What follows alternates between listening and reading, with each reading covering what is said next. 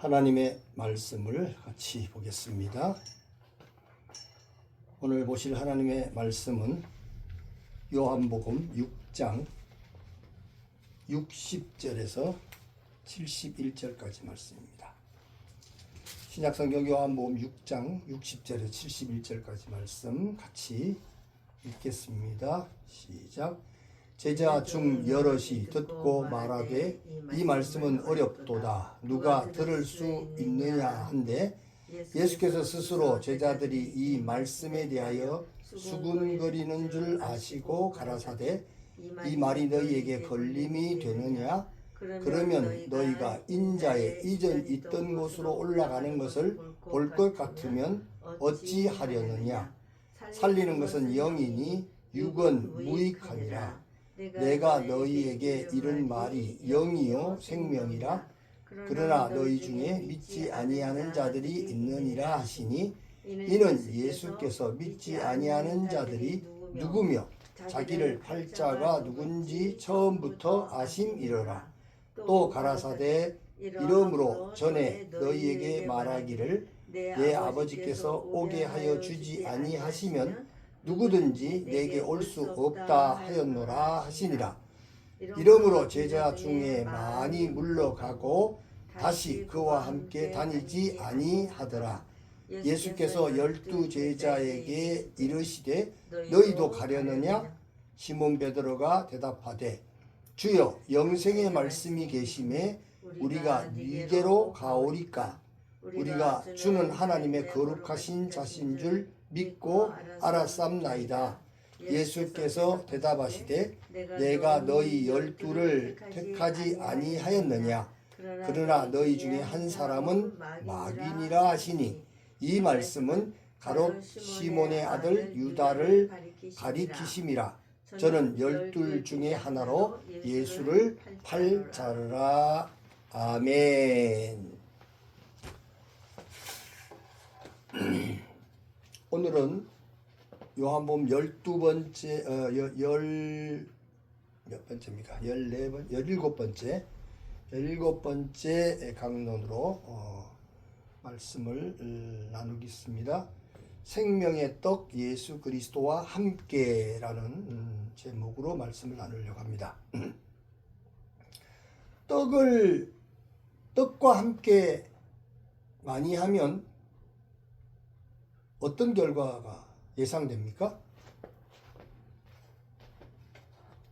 떡, 그냥 일반 물질적인 떡을 친밀하게 함께 자주 하면 어떤 사람이 될까요? 떡순이? 예, 살이 많이 찌겠죠.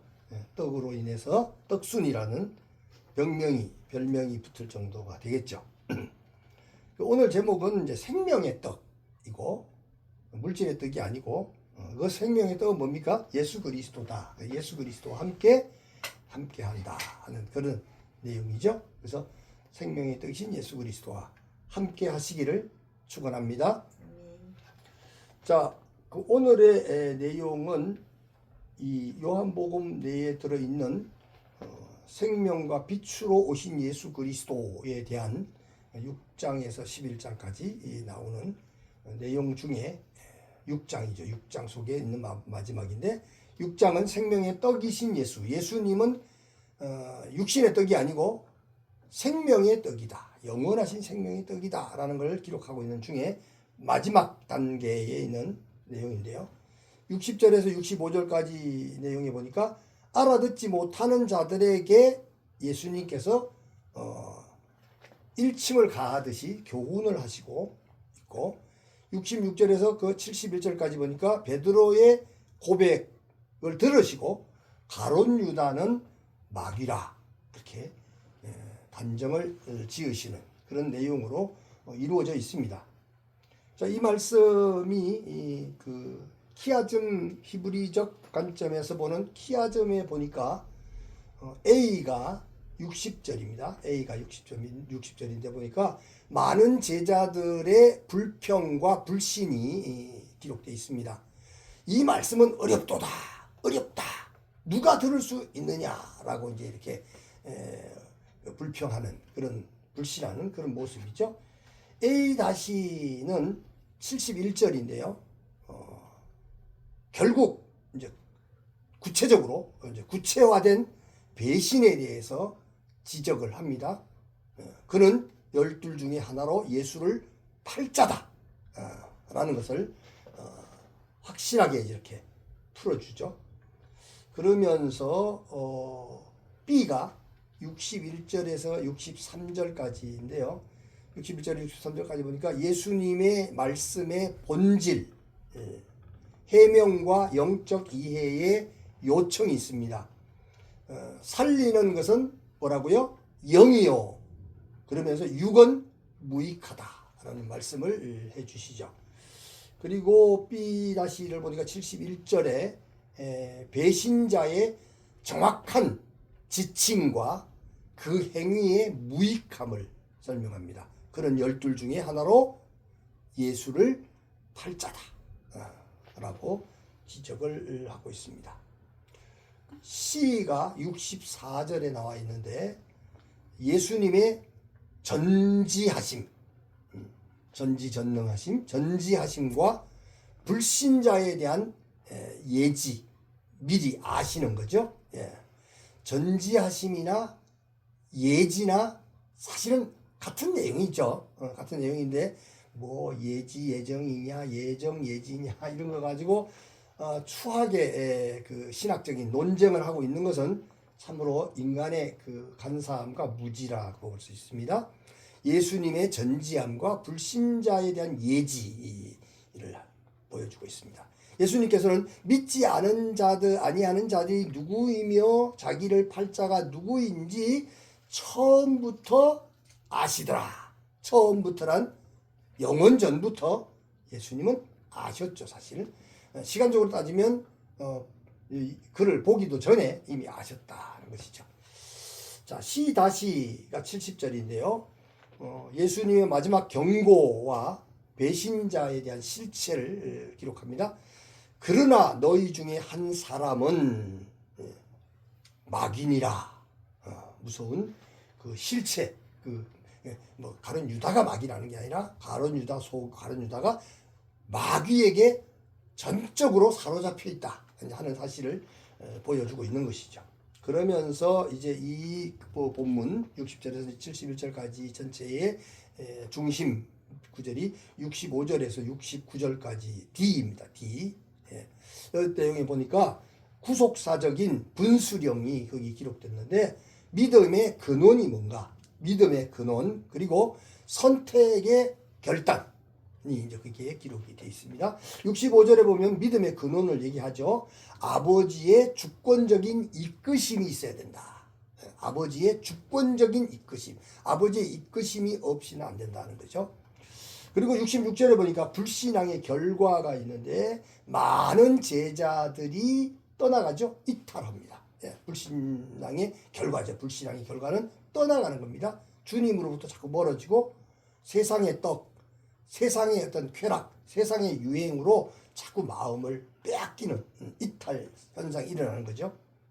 이탈 현상은 처음에는 조금이니까 별로 이탈한 줄 잘 모르는데 이제 점점 시간이 흐르면 깊숙이 이탈을 하기 때문에 이제는 아예 예수님 자체를 잘 모르죠. 하나님의 말씀 자체를 모를 수가 있는 그런 위태로움으로 이탈될 수 있습니다. 자, 그러면서 67절에서 69절까지 보니까 믿음의 고백과 선택이 나오죠. 베드로의 결단을 기록하고 있는 모습을 우리가 보게 됩니다. 자, 이런 키아즘을 조금 이해하고 이해하면서 뭐 이해가 안 될 수도 있죠. 왜냐하면 우리식이 아니다 보니까 그 히브리적 사고에서 나오는 거니까 좀 어렵지만 그래도 뭐 안 듣는 것보다 듣고 생각해 볼 수 있는 시간이 필요하고 그러면 좀 더 이렇게 뭔가 잡을 수 있는 부분이 보이지 않을까 생각을 해봅니다.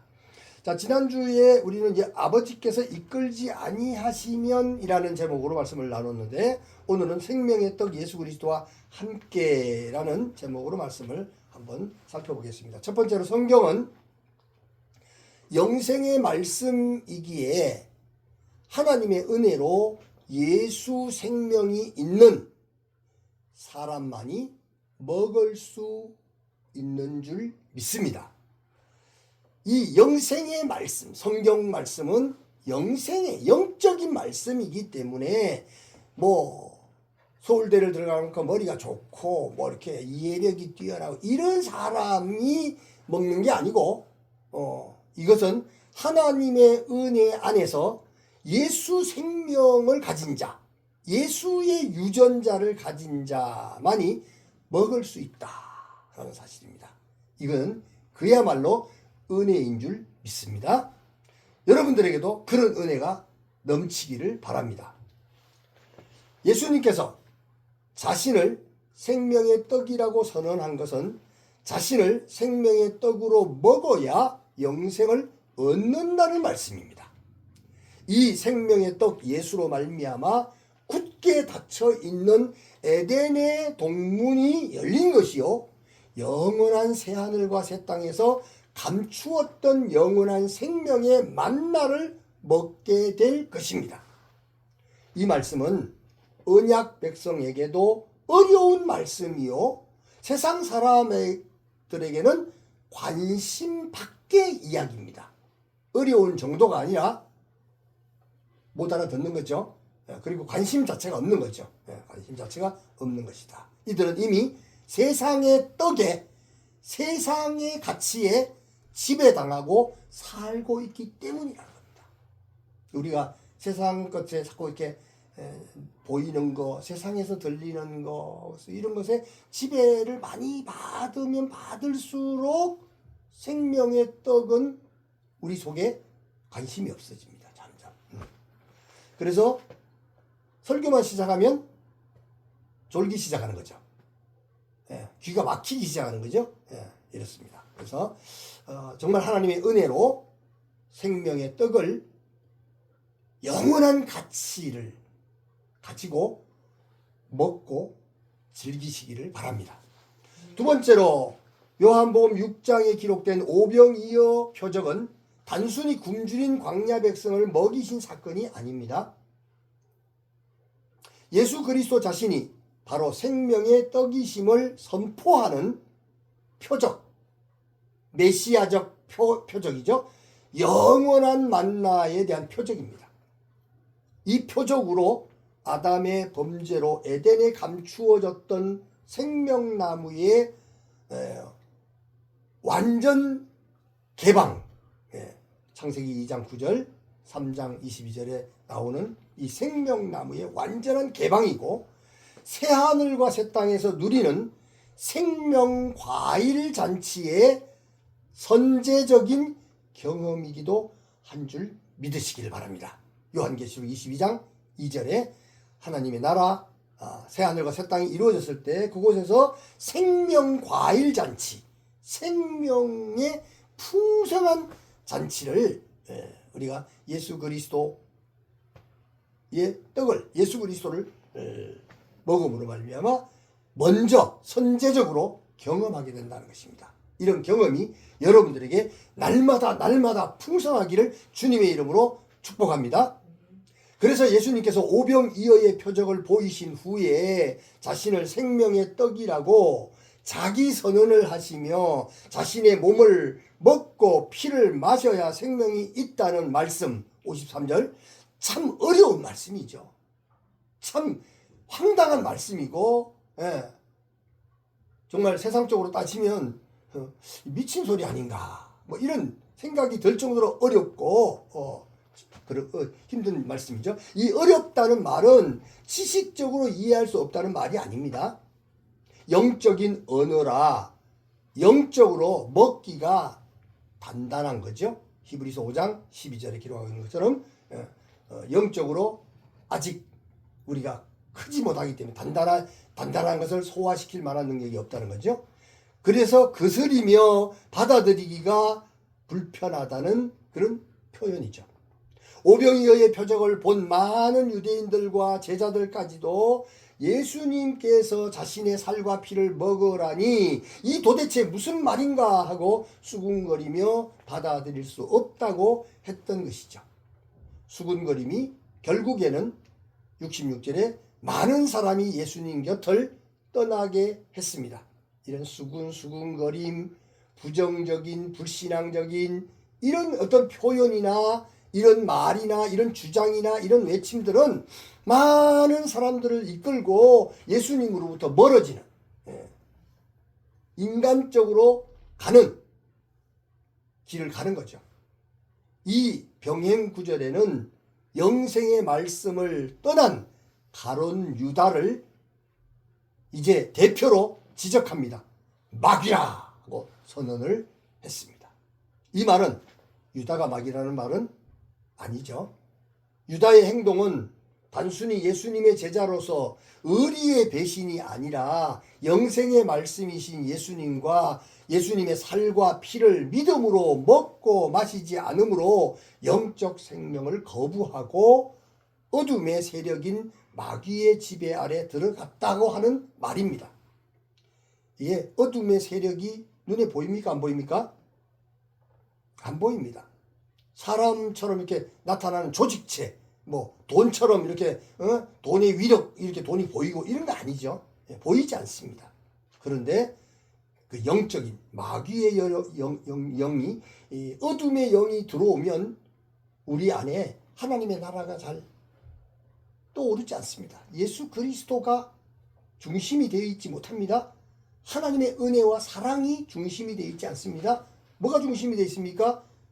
세상이 중심이 되어 있고 자아, 자기 고집, 자기 의지, 자기 이익 뭐 이런 것들이 중심이 되어 있기 때문에 그 방향으로 자기 자랑과 그리고 사람들의 인기와 뭐 세상의 가치로 흘러갈 수밖에 없다는 것이죠. 그래서 마귀의 지배 아래 들어간다는 겁니다. 너무나 큰 슬픔이지만 유대는 말씀이신 예수님과 연합하지 못하고 마귀의 괴계, 마귀의 계략과 연합한 것입니다. 성경은 오늘의 그리스도인들에게 무엇을 먹어야 하느냐라는 영적인 질문에 인간의 자유의지를 열어놓고 있지만 사실은 언약 백성의 자유의지를 하나님 아버지의 이끄심으로, 하나님 아버지의 손에 붙들려서 이끄심으로 인도되고 있는 줄 믿습니다. 인도받고 있습니까? 남 얘기하는 것처럼 들으면 안 됩니다. 나와 어떤 하나님과 관계성을 느껴야 되죠. 실제적으로.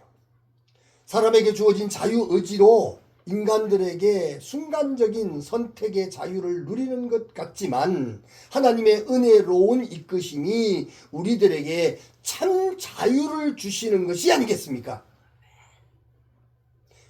진리를 알지니 진리가 너희를 자유케 하리라. 진리 안에 있는 자유, 예수 그리스도 안에 있는 자유가 아닌 자유는 다 죄악이 되는 것입니다. 이 은혜로우신 하나님의 이끄심을 믿음으로 경험하는 인생이 구원받은 언약 백성의 증표이기도 한 줄 믿습니다. 세 번째로, 제자들까지도 어렵다고 수군거린 생명 말씀의 구속사적인 핵심은 무엇일까요? 그것은 믿음의 근원이 인간에게서 나오는 것이 아닙니다. 인간의 결단에서 나오는 것이 아닙니다. 인간의 선택에서 나오는 것이 아닙니다. 궁극적으로는 믿음의 근원은 바로 아버지 하나님의 왕권, 주권적인 이끄심이라는 것과 이 주권적인 이끄심을 경험하지 못하면 생명의 말씀은 받아들이기가 어려운 말씀이 된다는 것입니다. 그러나 이 은혜의 이끄심 안에 있는 언약 백성은 주여 영생의 말씀이 주께 있사오니 우리가 누구에게로 가오리까? 우리는 주는 하나님의 거룩하신 자인 줄 믿고 알았습니다. 라고 68절 69절에 고백한 것처럼 항상 위대한 믿음의 고백을 하게 될 줄 믿습니다. 베드로나 오늘의 성도들이 이런 고백을 하는 것은 결코 그들 자신의 지식이나 실력에서 나오는 고백이 아님을 믿으시기 바랍니다. 이게 자기 실력에서 나오는 고백이라고 생각하는 교인들이 항상 교만하고 고집이 세고 남을 시험 들게 하고 힘들게 하면서 자기가 시험 들었다 그러고 자기가 상처받았다 그러고 이렇게 도리어 상대에게 떠넘기기가 쉽죠. 참으로 하나님의 은혜로 하나님의 이끄심을 믿는 사람들은 그냥 찬양밖에 없고 감사밖에 없고 은혜밖에 없고 우리 자신은 죄인 중에 괴수이기 때문에 더 온유해지고 더 겸손하게 되어질 줄 믿습니다. 오직 하나님의 은혜와 이끄심으로 생명의 말씀이신 예수 그리스도 앞으로 나왔기 때문입니다.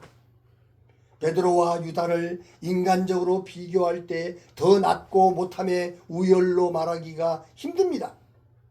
베드로가 영생의 말씀을 받은 것과 유다가 영생의 말씀을 받지 못한 것이 그들의 인간적인 자격이나 공로가 아니기 때문인 줄 믿으시기를 축복합니다. 마지막 네 번째로 그러나 하나님 은혜의 이끄심으로 구원받은 언약 백성들은 이 하나님의 이끄심을 당연한 것으로만 생각하지 말아야 할 줄 믿습니다. 이렇게 우리는 당연시하는 게 참 많아요. 시간이 흐르면 처음에는 큰 은혜 막 이루말을 접는 큰 은혜였다고 눈물 콧물 흘리고 그냥 막 벌쩍벌쩍 뛰다가도 좀 세월이 많이 흐르면 뭐 그저 그렇지 뭐 은혜가 그렇지 뭐 하나님이 내게 주신 큰 은혜 뭐 나도 다 경험했지. 그리고 지금은 별로 동전 뭐 500원짜리 하나 정도 생각하고 아주 가볍게 생각하니까 교만해지게 되고 금방 지게 되고 결국 자기중심이 되어지는 위험함이 있죠.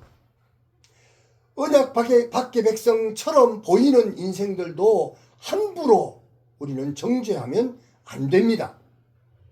매일 감사함으로 나에게 은혜로 주신 생명의 떡 예수 그리스도를 믿음으로 매일매일 먹어야 될 양이 있죠. 매일매일 예수 그리스도를 믿음으로 생명의 떡 예수 그리스도를 먹고 마셔야 할 줄 믿습니다. 그리고 성도들은 오직 하나님의 이끄심을 경험하지 못한 우리 주변의 수많은 하나님의 언약 백성들에게 사랑의 마음으로 서 있어야 하고 대해야 할 줄 믿습니다. 오직 드러나지 않은 언약 백성들을 향해서 생명의 떡 예수 그리스도를 사랑으로 증거해야 할 줄 믿으시기를 축원합니다. 사랑하는 성도 여러분, 오늘의 말씀을 믿음으로 생명의 떡 예수 그리스도와 함께 하시기를 바랍니다. 한순간도 생명의 떡이신 예수 그리스도를 떠나면 안 됩니다. 떠났다면 바로 빨리빨리 신속하게 돌아와야 되겠죠.